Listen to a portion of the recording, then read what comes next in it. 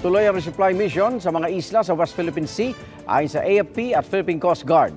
Sinusulong naman na magtayo ng mga permanent structure doon at taasan ang intelligence fund ng PCG. Saksi si Joseph Morong. Hindi lamang sa BRP Sierra Madre sa Ayungin Shoal may resupply mission, kundi pati sa Pag-asa Island, ang pinakamalaking isla sa Kalayaan Island sa West Philippine Sea na okupado ng Pilipinas.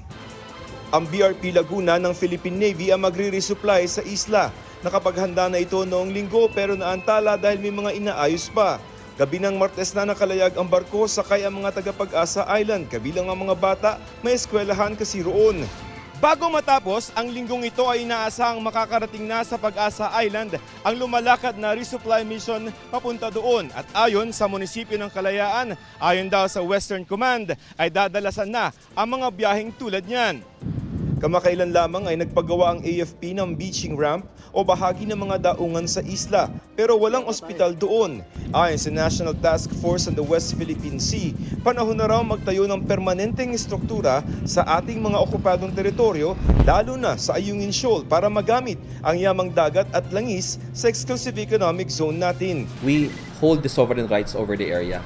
No other country can set up permanent structures, tayo lang. Because pag sinabi mong sovereign rights, you can exploit the natural resources. How can you do so if you don't have permanent structures?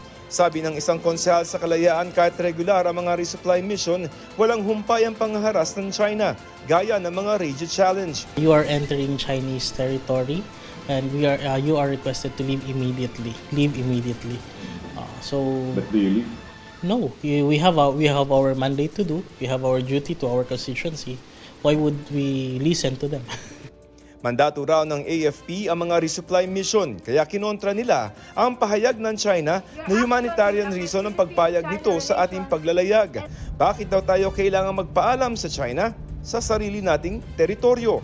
Doon sa lahat ng mga occupied na islands ng Pilipinas ay may mga sundalo tayo doon. Ang importante kasi ay malagyan natin ng presensya yung mga islands na ito so that ma-establish natin yung claim on a regular basis, tuloy-tuloy yung ating resupply sa kanila. It's part of our demonstration of our strong resolve to assert sovereignty and jurisdiction over that area. Ang Philippine Coast Guard handa raw magpadala ng mas marami at malalaking barko sa hinaharap. It doesn't mean na sa mga succeeding resupply operations natin, we're going to be more relaxed in doing the operation. We're still going to be vigilant.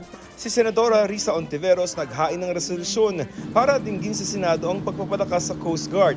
Lalo't aniya mula 2009, nasa 10 million pesos lamang daw ang natatanggap na intelligence fund ng PCG. I also must stress that these 10 million pesos are not only for the PCG's duties over the West Philippine Sea, but for the entire coastal areas and waters of the Philippines. Sa napakaraming banta na nararanasan ng Coast Guard, hindi ba dapat na mas malaki naman sa 10 milyon ang maibigay sa kanila? Ang Office of the Solicitor General naman bumuo ng team para sa mga legal at diplomatikong hakbang kaugnay sa panghaharang ng China. Hindi rin inaalis ang posibilidad na idulog ng Pilipinas ang issue sa United Nations General Assembly. Para sa GMA Integrated News, Joseph Morong ang inyong saksi. Mga kaibigan, samahan nyo kaming saksiyan ng mga balita. Mag-subscribe sa GMA Integrated News sa YouTube. Para sa mga kapuso abroad, samahan nyo kami sa GMA Pinoy TV at sa www.gmanews.tv.